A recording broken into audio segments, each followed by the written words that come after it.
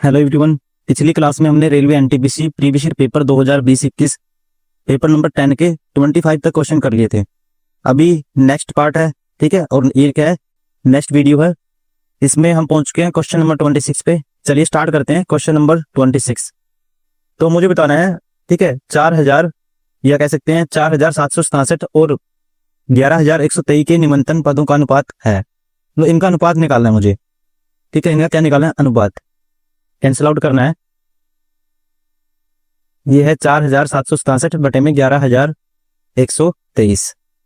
तो इसको cancel out करने के लिए सबसे पहले हम ऑप्शन पे जाएंगे, ठीक है। ऑप्शन पे, ऑप्शन लास्ट में 3 बचा है सब, ठीक है। सब में लास्ट में क्या है? 3 बचा है। ऊपर मतलब कि ऐसे या तो 3/27 आएगा, या 3/17 आएगा, या 3/13 आएगा, या 3/7 आएगा। देखो कैंसिल आउट करके सबसे पहले देखो 2 पे करते हैं। 2 पे नहीं जाएगा क्योंकि 7 है, 3 है। 3 पे कैंसिल आउट करेंगे। 3 के लिए नंबर ऑफ डिजिट का सम क्या होना चाहिए? ठीक है, 3 से डिवाइड होना चाहिए। देखो 7 और 4 11, 11 और 6 17 और 7 24। 3 पे क्या है? डिवाइड हो जाएगा। देखो 7 और 6 13, 13 और 7 20 और 4 24। और ये देखेंगे ये भी डिवाइड होगा 3 पे। 3 और 2 5 और 1 6, 6 और 2 8। ये नहीं होगा, मतलब कि 3 पे भी नहीं जाएगा, 4 पे तो जाएगा नहीं, ठीक है, 5 पे भी नहीं जाएगा, 6 पे जब 2 से नहीं हो रहा डिवाइड, 3 से नहीं हो रहा तो 6 से भी नहीं होगा। अब देखते हैं 7 पे। 7 6 42 बचेगा 5, 7 8 56, 7 1 7। 7 तो ऊपर वाला कैंसिल हो रहा है। अभी नीचे वाला भी देखते हैं। 7 1 7 4 बचेगा, 7 5 35 6 बचेगा, ठीक है। 7 8 56, ठीक है। कितना बचेगा? 6 और 7 9 63। 7 पे कैंसिल हो जाएगा। देखो 7 1 7 पे कैंसिल हो रहा है ये, तो ये आएगा, ठीक है। 7 7 6 42, 5 बचेगा, 7 8 56, 7 1 7। नीचे 7 1 7 4 बचेगा, ठीक है। 7 5 35, 6 बचेगा, 7 8 56, फिर 6 बचेगा, 7 9 63। 7 पे कैंसिल आउट होने के बाद ये आया। अब आगे देखो बटे में 3 है, 3 आएगा, मतलब कि ऐसा नंबर ढूंढना है जो 3 आए, ठीक है। इसका मतलब 3 तो कटने के बाद 3 आ रहा है, 3 बचेगा, तो मतलब कि 3 का मल्टीपल होगा कोई ना कोई, ये नंबर होगा 3 का मल्टीपल होगा। देखो 8 और 1 9 और 6 15, 5 और 1 6, 6 और 8 8 14 और 9 23। ये नहीं हो रहा, लेकिन ये 3 पे जाएगा। देखते हैं, इसको 3 से करते हैं क्योंकि 3 है ऊपर, तो 3 का मल्टीपल होगा कुछ ना कुछ। तो करेंगे 3 दूनी 6 और 3 दूनी 6, 3 7 21, ठीक है। 227 गुना 3 है। अब इसको देखते हैं। 3 पे तो नहीं जा रहे, ठीक है। 2 पे नहीं जाएगा, 3 पे नहीं जा रहा, 6 पे भी नहीं जाएगा, ठीक है। 7 पे देखते हैं। 7 और ऑप्शन में है भी है 7, ठीक है। यहाँ पे भी 7 है या 27 है, ठीक है। जब 9 पे नहीं कैंसिल आउट, 27 से तो होगा ही नहीं। 13 से देखते हैं। 13 1 13 बचेगा 2, 13 दूनी 26 बचेगा 2, 29 बचेगा। 13 से भी कैंसिल आउट नहीं होगा, ये भी नहीं हो सकता, ठीक है। और 17 से देखते हैं। 17 निम्न 153, ठीक है, बचेगा 5 59। ये भी 17 से कैंसिल आउट नहीं होगा। तो यहां से पता लग गया ऑप्शन क्या होगा, ये सही होगा, ठीक है। फिर भी देख लेते हैं। 7 पे कैंसिल आउट करते हैं इसको। 7 दूनी 14 आएगा, 1 7 दूनी 14, 7 7 49, ठीक है। इसका मतलब ये भी 7 का मल्टीपल है, ये कैंसिल आउट हो जाएंगे। क्या बचेगा? 3/7। ऑप्शन कौन सा सही होगा? Option 4 is correct. मुझे समझाना इसलिए थोड़ा सा टाइम लगा, लेकिन आप जल्दी से कर सकते हो। मुझे पता था ये सारे ऑप्शन नहीं है, ठीक है। मैं डायरेक्ट कैंसिल आउट करता और देखता कि 27 से देखो 9 से भाग नहीं हुआ, तो 27 से तो होने का मतलब है ही नहीं, क्योंकि 27 क्या है? 9 या 3 का मल्टीपल है। 17 से डायरेक्ट कर सकते हैं, 13 से डायरेक्ट करते हैं, नहीं हो रहा था, तो मैं जल्दी से कौन सा ऑप्शन सही करता? 4th ऑप्शन पे क्लिक करता और आगे निकल जाता, ठीक है। क्वेश्चन नंबर 27, निम्नलिखित में से कौन सा विकल्प है? ठीक है 6, ये क्या है? देखो ये 16 है, ठीक है। मुझे बताना है इस विकल्प का जो मान आएगा वो इनमें से किसके इक्वल होगा। इन जो 4 ऑप्शन है इनको भी सोल्व करेंगे, वही नंबर आ रहा होगा जो इसको सोल्व करने के बाद आएगा। देखो 6 16 है, ये 1 है, ठीक है। थोड़ा सा मिसप्रिंट है, 1 है यहाँ पे। 16 भाग में 4 है, ठीक है। गुना में 2 है, -5 + 1, ठीक है। 4 से डिवाइड करेंगे, पहले 4 आएगा, ठीक है। 16 को 4 से डिवाइड करेंगे, 4 आएगा। गुना में 2 है, -5 + 1, तो 4 दूनी 8, 8 1 9, 9 - 5 क्या आएगा? 4। अब देखना है कि ऑप्शन कौन सा है जिसको सोल्व करने पे 4 आएगा। देखो पहले ऑप्शन, देखो मेरा एक्सपीरियंस है, आप सबसे पहले ऑप्शन लास्ट शुरू से स्टार्ट नहीं करेंगे, क्योंकि एग्जामिनर जब भी क्वेश्चन पेपर सेट करता है, मोस्टली, मैं डायरेक्ट नहीं कह सकता कि यही होगा, लेकिन मोस्टली क्वेश्चन में आप जब मॉक टेस्ट लगाओगे तो ऑप्शन आपको हमेशा डी से स्टार्ट करना है, ठीक है। क्योंकि ज्यादातर ऑप्शन कौन सा ठीक होता है? लास्ट वाला, ऐसे क्वेश्चन में। ठीक है, क्योंकि एग्जामिनर पहला क्वेश्चन गलत सेट करेगा ताकि आपको थोड़ा सा मेहनत करनी पड़े। तो सबसे पहले लास्ट वाला ऑप्शन उठाएंगे, ठीक है। ऐसी कंडीशन में आपको भी ऐसे ही करना है। देखो ब्रैकेट है 16 डिवाइड बाई 4, तो क्या आएगा 4 आएगा यहाँ पे, मल्टीप्लाई है 2, ठीक है। उसके बाद है ब्रैकेट, -5 है, फिर ब्रैकेट है सारे के ऊपर और फिर +1 है। 4 दूनी 8, 8 - 5 3 और 1 4, ठीक है। लेकिन सोल्व भी नहीं करना, आपको डायरेक्ट जल्दी से सारे ऑप्शन भी चेक कर सकते हो आप। देखो जल्दी से भी कर सकते हैं। देखो 4 दूनी 8, 2 आएगा, ठीक है। और ये क्या है -6, तो -4 आएगा। यहाँ पे 8, ठीक है, 2 आएगा, 2 - 5 -3 + 1 -2 आएगा। 4 दूनी 8, 8 - 6, यहाँ से भी क्या आएगा 2 आएगा, ठीक है। 4 आएगा डिवाइड करने से 16 को 4 से, दूनी 8 - 5 3 + 1 4, ठीक है। डायरेक्ट जल्दी से भी कर सकते हो आप, ठीक है। ऐसे ही आपको पेन उठाने की भी जरूरत नहीं है ऐसे क्वेश्चन में। लेकिन स्टार्टिंग कहां से करनी है हमेशा ध्यान रखेंगे, जो लास्ट का ऑप्शन होगा उससे आपको स्टार्टिंग करनी है। क्वेश्चन नंबर 28, किसी अध्यक्षता में भारतीय राष्ट्रीय कांग्रेस ने 19 दिसंबर 1929 को लाहौर अधिवेशन में पूर्ण स्वराज को अपना अंतिम लक्ष्य घोषित किया। तो जो लाहौर अधिवेशन हुआ था 19 दिसंबर 1929 को, इसमें किसकी मांग की गई थी? पूर्ण स्वराज की, ठीक है। और यह मांग किसने की थी? जवाहरलाल नेहरू ने, ठीक है। और अध्यक्ष भी कौन थे? जवाहरलाल नेहरू, ठीक है। Option second is correct. Question number 29, दी गई 4 नदियों में से 3 के बीच निश्चित संबंध है जबकि उनमें से एक असंगत है, ठीक है। मुझे असंगत बताना है। देखो सिंधु, गोदावरी, ब्रह्मपुत्र और गंगा। देखो अगर थोड़ा सा भी आपने पढ़ा है भूगोल, ठीक है, जो गंगा नदी है, सिंधु नदी है, ब्रह्मपुत्र, ये सारी क्या है? हिमालय नदी है सारी। और ये क्या है? प्राद्वीपीय नदी है, ठीक है। जो गोदावरी है और कौन सी है? कृष्णा है, महानदी है, कावेरी है, ये सारी क्या है? प्राद्वीपीय नदी है। और जो गंगा, यमुना, ब्रह्मपुत्र, ठीक है, सिंधु, ये सारी क्या है? हिमालय नदी है, मतलब कि हिमालय के आसपास बहती है। तो ऑप्शन जो अलग कौन सी है? Godavari. Option second is correct. Question number 30, यहाँ पे बताना क्वेश्चन मार्क के स्थान पे क्या आएगा। रीजनिंग क्वेश्चन है, सीरीज है। देखो इन सभी के नाम के स्थान में पहले ये आया, ठीक है, फिर क्वेश्चन मार्क है, फिर ये नंबर आए। कितने? 1 2 3 4 नंबर यहाँ पे है, 1 2 3 4 नंबर यहाँ पे है। अभी 1 2 3 4 है, ठीक है। अब यहाँ पे क्या आएगा इससे पहले? तो अगर आप अच्छे से एनालाइज करेंगे, देखो देखते ही पता लग रहा है यहाँ पे जो 9 का स्क्वायर रूट करेंगे 3 आएगा, 64 का स्क्वायर रूट करेंगे 8 आएगा, 16 का स्क्वायर रूट करेंगे 4 आएगा और 36 का स्क्वायर रूट करेंगे 6 आएगा। वैसे ही, ठीक है, 25 का स्क्वायर रूट करेंगे 5 आएगा, फिर 1 का करेंगे 1 आएगा, 64 का करेंगे 8 आएगा, 5 1 8। Option first is correct. और 49 का करेंगे आएगा 7 आएगा। क्वेश्चन नंबर 31, प्रथम पंचवर्षीय योजना 1951 से 58 की योजना का मसौदा तैयार करने में शामिल युवा अर्थशास्त्री कौन थे? जो फर्स्ट 5 ईयर प्लान आया था, ये कब स्टार्ट हुआ था? ये 9 जुलाई 1951 में, ठीक है। और इसकी जो प्लानिंग की थी वो की थी के.एन. राज ने। और किस पे बेस्ड था ये भी पूछ लेता है। हैरोल्ड डोमर मॉडल, ठीक है, हैरोल्ड डोमर मॉडल, ठीक है। तो कौन सा ऑप्शन सही है? Option first is correct. Question number 32, कौन सा भारतीय मानक समय को सटीक ढंग से दर्शाता है? भारतीय, ठीक है, मानक टाइम या इंडियन स्टैंडर्ड टाइम, ठीक है, जिसे बोलते हैं IST। ये क्या है? ठीक है, ग्रीनविच मीन टाइम, जिसे GMT बोलते हैं। GMT से क्या है? 5.5 घंटे क्या है? ठीक है, आगे है। 5.5 घंटे क्या है? आगे है। इंडियन स्टैंडर्ड टाइम IST, ठीक है। इसकी समय रेखा कहां से गुजरती है? इलाहाबाद के नैनी से, ठीक है। कहां से गुजरती है? इलाहाबाद के नैनी से, ठीक है। तो कितना आगे है ये IST इंडियन स्टैंडर्ड टाइम, ठीक है, GMT से 5.5 घंटे। Option third is correct. Question number 33, उस व्यक्ति का नाम बताइए जिसे 1815 में भारत का पहला सर्वेयर जनरल नियुक्त किया गया था। तो ये कौन थे? इन्होंने ही दक्षिण भारत का पहला एक मानचित्र भी बनाया था इन्होंने, कोलिन मैकेंजी। ये एक ब्रिटिश थे, ठीक है, ध्यान रखेंगे। Option 4 is correct. Question number 34, निम्नलिखित में से कौन a + b का होल स्क्वायर बराबर a² + b² के लिए सत्य हो सकता है? तो ये सत्य कब होगा? ठीक है, ऑप्शन 1 है a b के केवल सीमित संख्या के लिए सत्य हो सकता है, a b की अनंत संख्याएं के लिए सत्य हो सकता है। अनंत के लिए तो नहीं हो सकता, बहुत सारी संख्याओं के लिए तो, ए बी के केवल एक ही सेट के लिए सत्य हो सकता है, ए बी के किसी भी सेट के लिए सत्य नहीं हो सकता। तो देखो अगर यहाँ पे देखो ये वैल्यू इसके बराबर करनी है, अगर मैं ए बी दोनों के जीरो वैल्यू पुट करूंगा, ए के बराबर 0 है, बी बराबर है 0, तो ए प्लस बी, 0 का स्क्वायर 0, ए 0 स्क्वायर प्लस 0 स्क्वायर 0, 0 बराबर है 0, मतलब एक सेट के लिए तो डिफाइंड हो गया।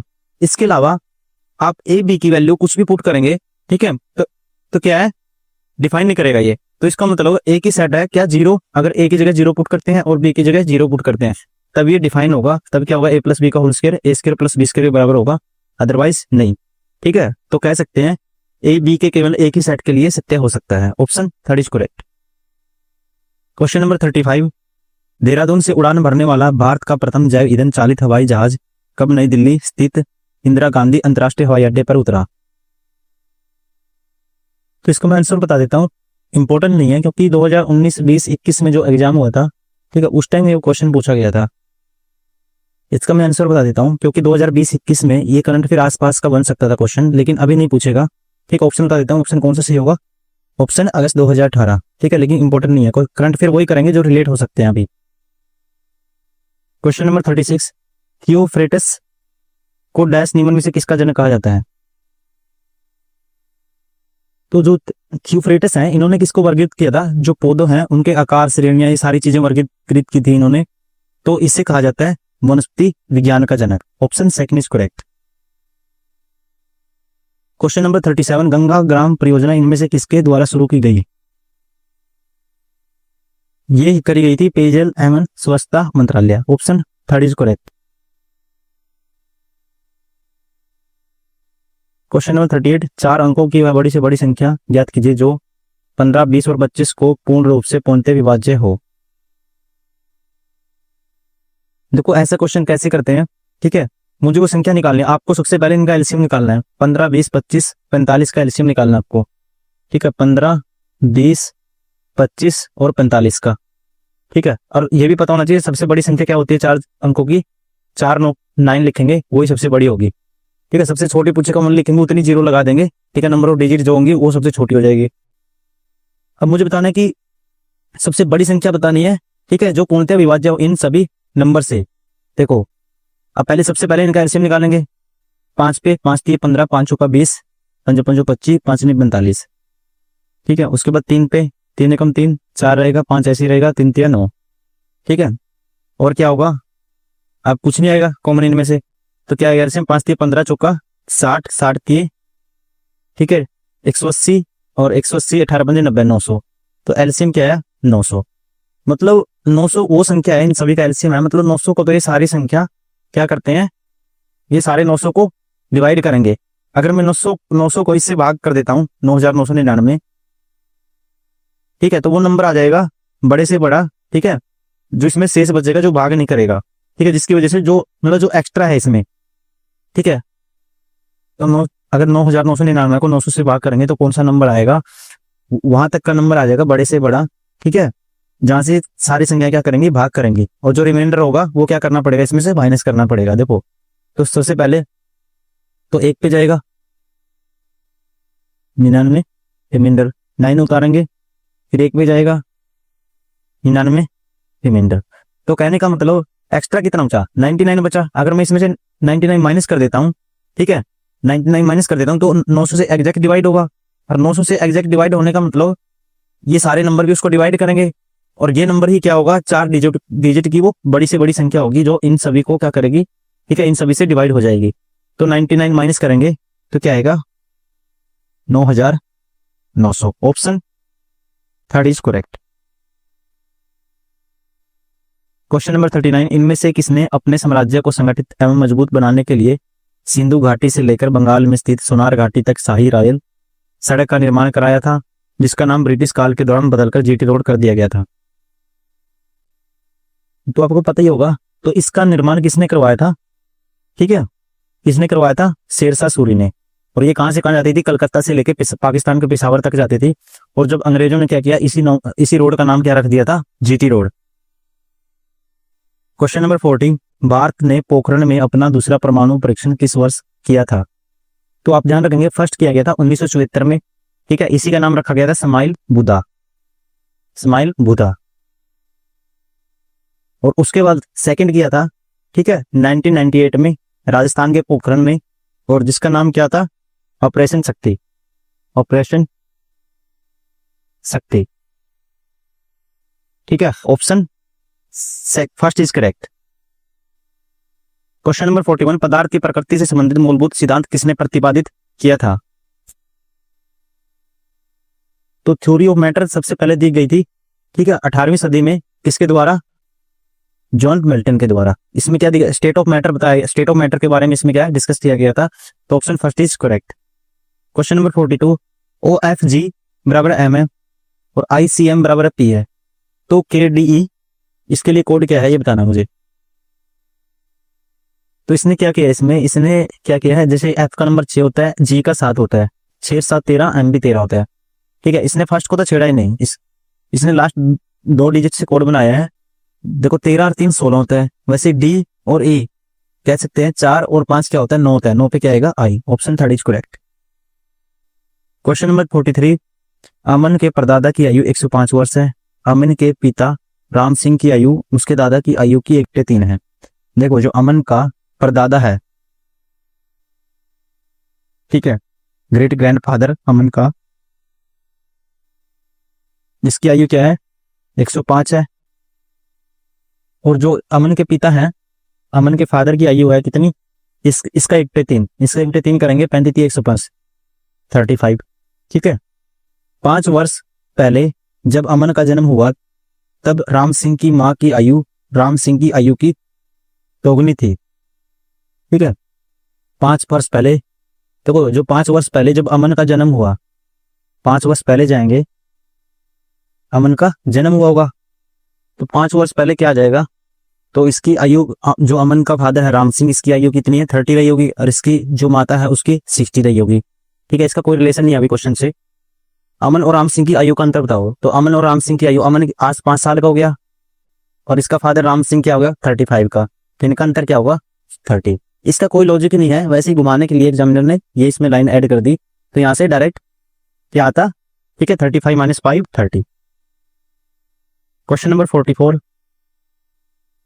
ये बताना मुझे सोल्व करने के बाद ये क्या है। देखो 3√5 है, और इसको लिखेंगे 25 पंजा 125, 5 का आएगा 5 बार, ठीक है, 25 का रूट बनने को 5 आएगा, और √5। सबसे पहले हम √5 है ज्यादा, तो √5 में कन्वर्ट करेंगे सभी को। 16 पंजे 80, 4 आएगा, 16 पंजे 80, 16 का रूट करेंगे 4 आएगा, √5 प्लस 6 √5। ठीक है, तो क्या आएगा, ये 5 और 3 8 √5, और 6 और 4 10 √5, √5 से √5 कैंसिल, ये क्या आएगा, 2 पे 4/5, 2 पे कैंसिल आउट होगा, क्या आएगा, 4/5।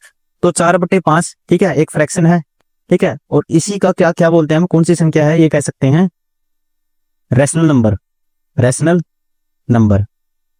और रैशनल नंबर को जो p/q की फॉर्म में होते हैं फ्रैक्शन में, ठीक है, हिंदी में क्या बोलते हैं, परिमेय संख्या। Option third is correct. Question number 45, root में 4 है का मान याद करें। ठीक है, तो +2 आएगा या -2, रूट में कोई भी संख्या है, इसका जो करेक्ट रिप्रेजेंटेशन क्या होता है, +-2। हालांकि हम माइनस ज्यादातर यूज नहीं करते, लेकिन एक्चुअल रिप्रेजेंटेशन यहाँ से +2 भी हो सकता है और -2। Option first is correct. Question number 46, Bharat कितनी बार पुरुषों के आईसीसी क्रिकेट वर्ल्ड कप के एक दिवसीय अंतरराष्ट्रीय प्रारूप ओडीआई के फाइनल तक पहुंचा है। तो इंपॉर्टेंट क्वेश्चन है, अभी भी बन सकता है ऐसा क्वेश्चन। देखो पहले इसका आंसर 3 बार था, लेकिन अब कितनी बार हो चुका है आपको पता है। जो लास्ट वर्ल्ड कप हुआ था 2023 में, उसमें भी भारत, ठीक है, ऑस्ट्रेलिया के साथ क्या खेला था, फाइनल खेला था। ऑस्ट्रेलिया 20 क्या हुआ था, इंडिया का मैच। ठीक है, इंडिया क्या हो गया था, हार गया था, ऑस्ट्रेलिया जीत गया था। तो देखो पहले 1983 में, फिर उसके बाद पहुंचा था भारत 2003 में, उसके बाद 2011 में फाइनल जीता भी था, और उसके बाद ठीक है 2023 में। अब टोटल कितना हो गया, 1 2 3 4। Option third is correct. Question number 47, megalopolis एक ग्रीक शब्द है जिसका अर्थ है महान शहर, इसे डैश 1957 द्वारा लोकप्रिय बनाया गया था। 47 में देखो आप क्वेश्चन आपको अलग सा दिख रहा होगा। देखो ऐसे क्वेश्चन हर बार पुट होते हैं, जीके की जनरल नॉलेज की कोई लिमिट नहीं है, कुछ भी बना सकता है। ठीक है, कहीं से भी कुछ भी किसी देश से क्वेश्चन उठा लेगा। ठीक है, ऑप्शन बता देता हूँ क्या है, 4 जीन कार्टमैन। लेकिन सबसे आपको फोकस कौन से सब्जेक्ट पे करना है, फोकस आपको 30 क्वेश्चन रीजनिंग के ठीक करने ही करने हैं, 30 मैथ के, उसके बाद जीके और जीएस। ठीक है, इसमें से अगर आप 25 भी ठीक कर लेते हो, ठीक है, आपकी कट ऑफ पार हो जाएगी। उस हिसाब से आपको सोचना है। कुछ क्वेश्चन ऐसे होंगे, ठीक है, कितना भी बड़ा कोई पढ़ाने वाला भी क्यों ना, उसके भी हाथ कांपने लग जाएंगे एग्जाम में जाते हुए। ठीक है, क्योंकि आपको एक हैज स्टूडेंट में आपको बता रहा हूँ ये बात। ठीक है, आपको उस हिसाब से पढ़ना है जिस हिसाब से आपका सिलेक्शन हो जाए और आपकी कट ऑफ पार हो जाए। ठीक है, ये नहीं सोचना कि क्वेश्चन इलॉजिकल सा आ गया, मुझे तो यार आ नहीं रहा, डिमोटिवेट हो जाए और सोचे कि अब पूरी ही ल्यूशन, पूरा ही जीके का ब्रह्मांड पूरा पढ़ डालें। ऐसा नहीं करना। ठीक है, स्कॉलर नहीं बनना। कोई नहीं, ऐसे क्वेश्चन भी आते हैं, 10-15 क्वेश्चन ऐसे होते हैं एग्जाम में, हर एग्जाम में, कोई कितना ही बड़ा महाज्ञानी क्यों ना हो, सबके लिए होते हैं वो। ठीक है, ऐसे क्वेश्चन को आपको पढ़ लेना है, एक बार रिवाइज कर लेना है, लेकिन उस पर ज्यादा ध्यान नहीं देना। ठीक है, ऐसे क्या है, इलॉजिकल क्वेश्चन। क्वेश्चन नंबर 48, यदि एक आयत का क्षेत्रफल 60 वर्ग इकाई है और परिमाप 34 इकाई है तो उसका विकर्ण ज्ञात करें। देखो आयत है, आयत का, ठीक है, क्षेत्रफल क्या है, 60 है, L इंटू बी है 60, और परिमाप twice of L plus B है। परिमाप क्या होता है, twice of L plus B, 34। तो विकर्ण बताना मुझे, विकर्ण क्या होगा इसका, विकर्ण होता है रूट में L square plus B square. ठीक है, ये वाला, क्योंकि एंगल कितने का बनता है, 90 डिग्री का। ये L है, ये B है, तो विकर्ण क्या होगा, L square plus B square, उसका रूट। देखो यहां से देखो कैंसिल आउट कर दो 17, मतलब कि जोड़ तो बनना चाहिए L और B का 17। ठीक है, डायरेक्ट ही देखेंगे, और मल्टीप्लाई होनी चाहिए 60। तो क्या आएगा आप देखते बता देंगे, 12 और 5 17, 12 पंजे 60। ठीक है, तो 12 का स्क्वायर 144 और 5 का स्क्वायर 25, 169, इसका रूट करेंगे क्या आएगा, 13। ठीक है, तो परिमाप विकर्ण क्या आएगा, जो डायगोनल है इसका, 13 यूनिट या इकाई। क्वेश्चन नंबर 49, स्वतंत्र भारत के पहले गवर्नर जनरल कौन थे। तो मोस्ट इंपोर्टेंट है। ठीक है, ऐसे क्वेश्चन अक्सर एग्जाम में पूछे जाते हैं।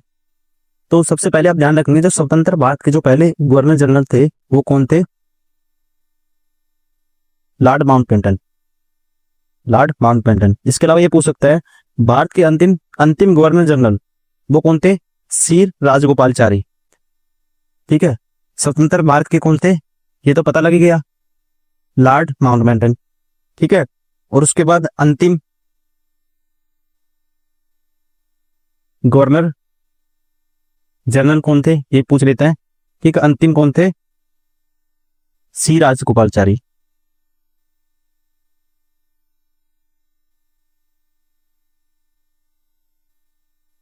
और उसके बाद 1950 में इस पद को समाप्त भी कर दिया था, ये भी ध्यान रखेंगे। अगर पूछता है ब्रिटिश भारत के पहले गवर्नर जनरल कौन थे, ब्रिटिश भारत के, ठीक है, तो पहले कौन थे ब्रिटिश भारत के, ब्रिटिशों के टाइम पे वो थे विलियम बेंटिंग, विलियम बेंटिंग। कौन थे, विलियम बेंटिंग।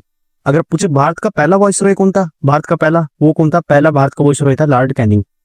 ठीक है, ये सारे क्वेश्चन मैंने बता दिए, आपको ध्यान रखना है, लॉर्ड कैनिंग। ठीक है, रिपीट कर देता हूँ। स्वतंत्र भारत के पूछता है लॉर्ड माउंटबेटन, अंतिम गवर्नर जनरल पूछता है भारत के सी राजगोपालचारी। ठीक है, उसके बाद 1950 में समाप्त कर दिया था इस पद को, और ब्रिटिश भारत के विलियम बेंटिंग थे, और जो भारत के जो फर्स्ट, ठीक है, वाइसराय कौन थे, लॉर्ड कैनिंग। ऑप्शन, ठीक है, इसका कौन सा सही है, सेकंड। देखो इसके बाद एच आया 5 और 3 8, और देखो +3 -3, +3 18 -3 15, 10 और 3 13 आएगा। ऑप्शन 4 इज करेक्ट, लेकिन चेक कर लेते हैं, 12 -3 9 आएगा, फिर +3 20 आएगा, फिर -3। ठीक है, ऑप्शन 4 इज करेक्ट। हमने 50 क्वेश्चन कर लिए हैं। ठीक है, thanks for watching and subscribe the channel. Okay, thank you very much, take care, bye bye.